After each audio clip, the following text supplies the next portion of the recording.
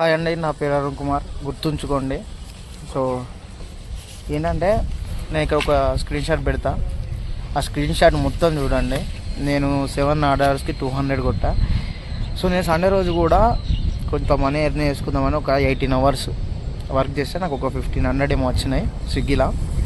చాలా తక్కువ నేను చేసిన గంటలకే ఆ ఆర్డర్స్కి.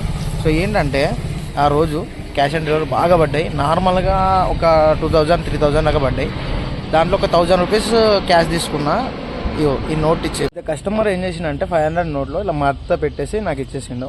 సో మనం మడత పెట్టింది నైట్ ఏం చూస్తాం చెప్పండి. మళ్ళీ 10 మినిట్స్ ఆర్డర్ వచ్చినా కానీ స్విగ్గీలో 10 మినిట్స్ ఎక్కడైనా పేమెంట్ ఇష్యూ అయినా కానీ అక్కడ ఆగితే వెంటనే అక్కడ నుంచి వెళ్ళిపో అని చెప్పేసి కాల్స్ వస్తాయి.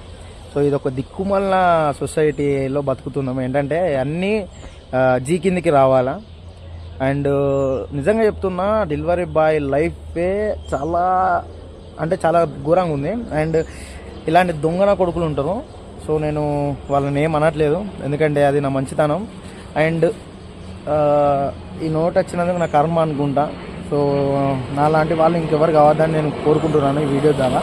సో దొంగ నోట్ అయితే సో ఇక్కడ మంచిగా చూడండి, గ్రీన్ కలర్ది లేదు, ఇది దొంగ నోటు.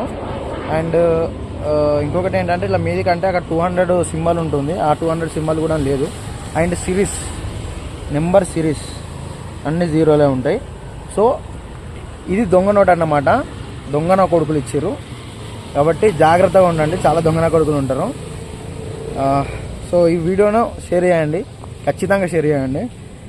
ఇలాంటి వాళ్ళు కొంచెం జాగ్రత్తగా ఉండండి. నా సొంత డెలివరీ బాయ్ కష్టాన్ని వృధా చేయకండి దయచేసి. చూసే కస్టమర్స్ అయినా కానీ ఏంటంటే మేము ఒక 7 ఆర్డర్స్ 10 ఆర్డర్స్ రోడ్ల మీద తిరుగుతాం. మా ప్రాణాలకు ఎలాంటి గ్యారంటీ లేదు. మాలాంటి వాళ్ళని ఎందుకు భయ మోసం చేస్తారు? మోసం చేస్తే మీకు ఏమవుతుంది చెప్పండి. So thank you.